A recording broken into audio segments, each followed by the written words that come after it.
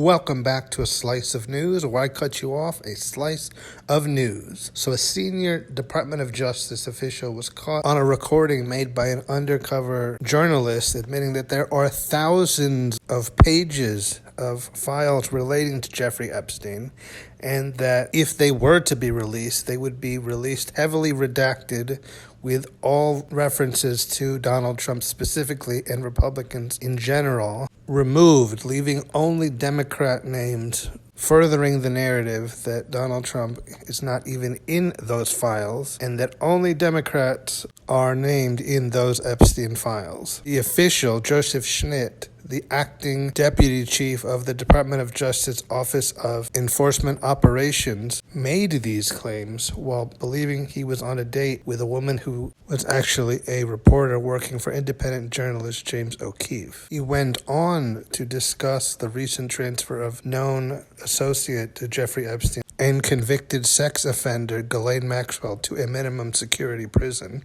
being something that is against Bureau of Prison policy as a convicted sex offender, and insinuating that it was offered to her as a reward for keeping her mouth shut about certain things that she may know relating to Jeffrey Epstein and Trump's involvement in it. I think a lot of this goes to confirm what many people have speculated, but this goes to almost officially confirmed those speculations. And while it's true that he's not exactly a top-level person in the Department of Justice, the fact that he's saying this off the record means that there may be some validity to these claims. Unsurprisingly, upon release of these recordings, the Department of Justice released a statement decrying Mr. Schnitt, saying he had no role in internal review of Epstein-related files, and essentially saying whatever he's saying is his own opinion and it's not based on what they claim is the reality of the content of the Epstein files. The department went on to publish a note written by Mr. Schnitt, essentially saying that if he had known the woman he met with was a reporter, he would never have said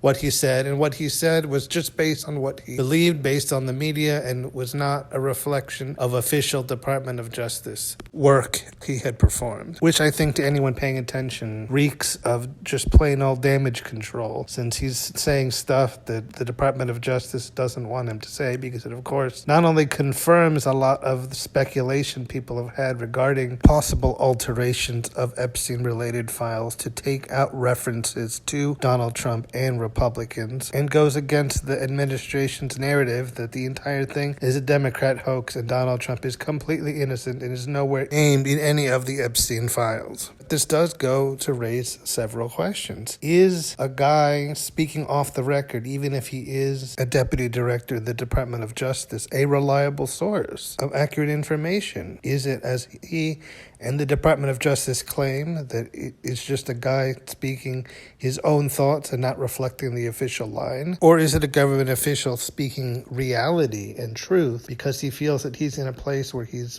without oversight?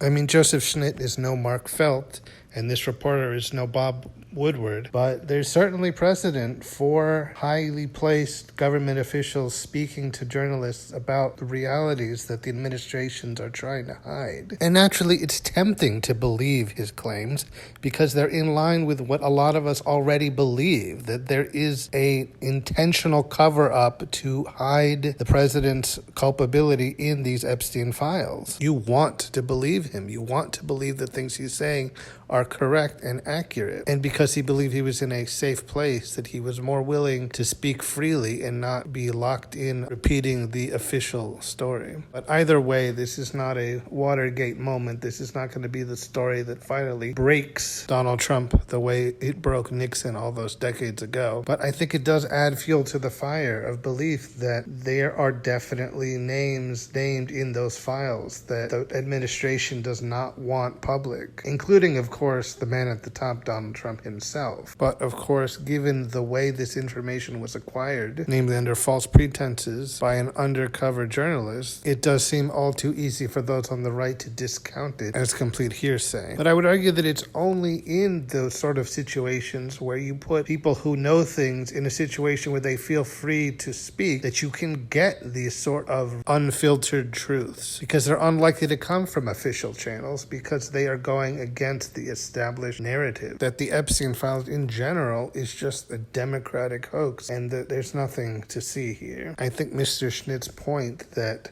the transfer of Ghislaine Maxwell to a minimum security facility was going against established policy is relevant. And while I wouldn't take it as a confession that it was in fact a quid pro quo to keep her mouth shut about what she knows about Donald Trump's involvement, and that it's largely speculation, I don't think it's baseless speculation. And if nothing else, I would say it adds fuel to that fire to put pressure on official channels to explain why they did that, since it is such an abnormal move. But if nothing else, all of this serves to keep the story of the Jeffrey Epstein files in the public eye and in the public consciousness, which in itself is a victory. This is one topic that we just have to keep hammering and keep on being vocal about until the truth comes out. I would be willing to present speculation of my own to say that this is a topic which will eventually become the downfall of President Trump and the administration, since he spent so long hyping up the Epstein files and punishing the evil pedophiles in those lists, somehow not taking into account he was one of them, and that in his fervor to have them punished, that he would eventually punish himself. I am of the firm belief that the monster of his own creation will eventually